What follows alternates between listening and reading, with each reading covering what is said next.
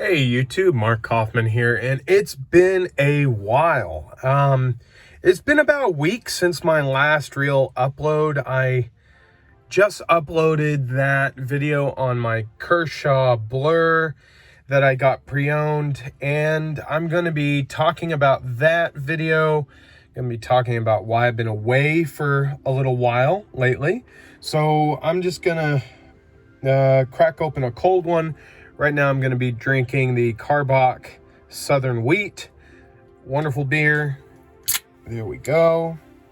And now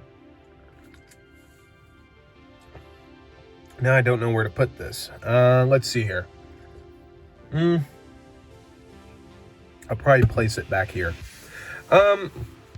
So first off, with the Kershaw, it was a learning experience, and I am going to try my best to not go overboard ever again on a project like that. I should have used a smaller Dremel, and I probably should have taken my time with it. Probably this should have taken me 3 or 4 days. I did it in a couple hours. So that's something that I have learned with that project. It turned out god awful. And what have I done with the knife? I told you guys I would tell you about it. Excuse me. Or if I haven't already, I did it in the last video. But I've actually sent that over to Kershaw.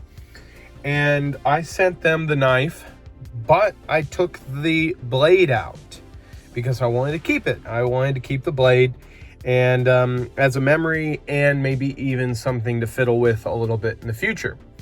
I am going to pull out some eye candy right now. This is just the Kershaw Blur, an S30V, and I have put a polished, not beveled, but a convexed, polished edge on this. So it is, I mean, this thing is like a laser beam.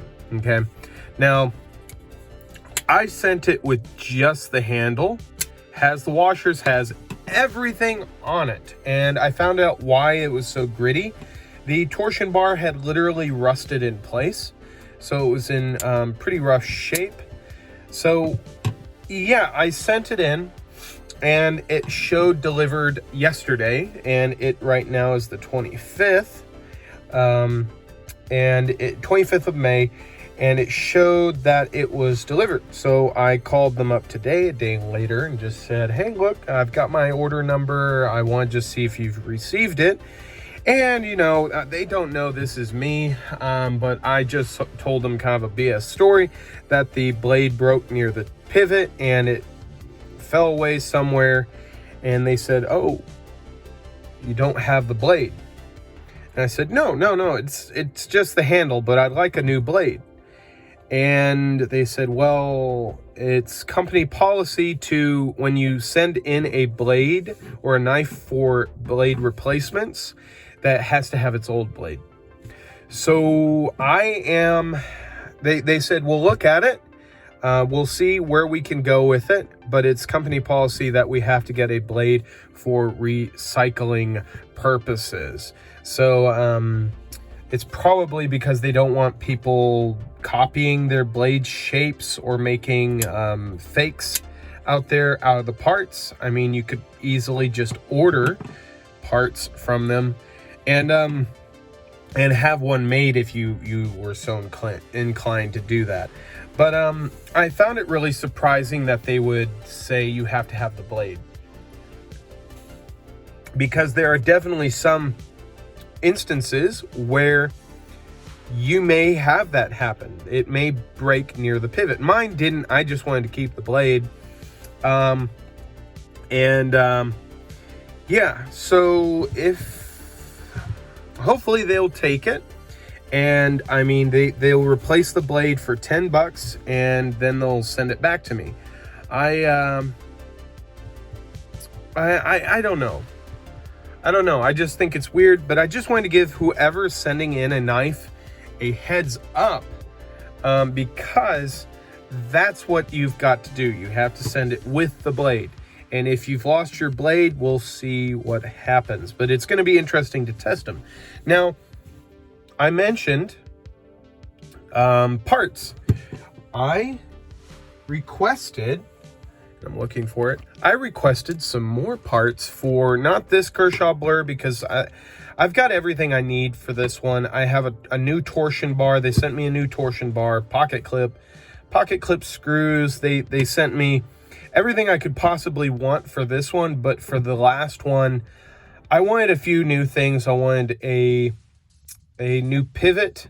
I wanted new body screws. I also wanted new standoffs. I wanted a new pocket clip screws, and I wanted new washers because those were covered in rust. I mean, it was really bad. And they came through. They sent me parts, and I just sent them my model, and I also asked for a new stop pin. So they even sent me a new stop pin, which you can see there. I'm just trying to keep them all together. This is how they send it, in a bag. So, but I think that is so cool that within about 8 to 10 days, you can get new parts for your knife if you need to. And I feel comfortable enough that it's happened twice, that if I asked for it a third time, even for the same knife, they would send it anyways. I think this is really, really cool. And Kershaw is now my second favorite knife brand because of their warranty, their build quality, the fact you can get this many parts for your knife. I mean, I don't even think Benchmade does this. You have to send your knife in to have these things, but for Kershaw, they will just send it to you. Of course, for limited editions and sprint runs, they do not do this. But yeah, I'm gonna put that in my knife box. But I think that is incredible. I think that is so awesome. And also, this is just catching up, just telling you what's on my mind and everything. So that's Kershaw blur. Next is a huge shout out to Jason, because he sent me over some awesome stickers. Thank you so much, Jason, for these stickers. I'm gonna probably put one on my wife's laptop and maybe put one on mine.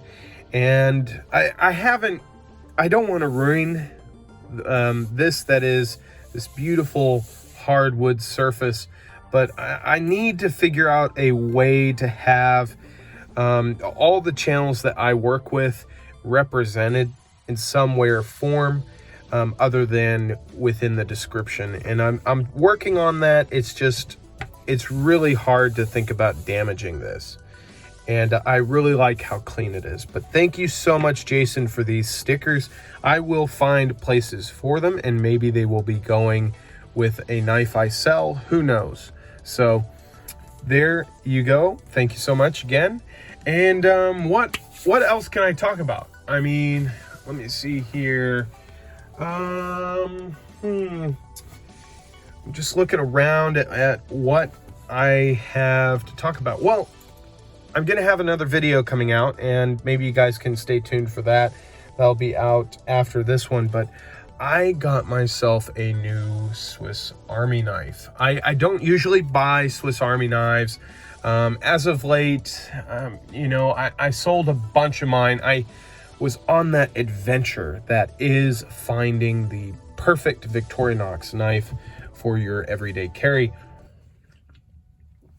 And for me personally, I have found, I think it's 4 Swiss Army knives that complete my multi-tool needs, depending on what I'm doing in the day. So the first is the Handyman, okay? So there's the Handyman, and as of late, I have been putting these leather lanyards on here. Just helps me pull it out of the pocket.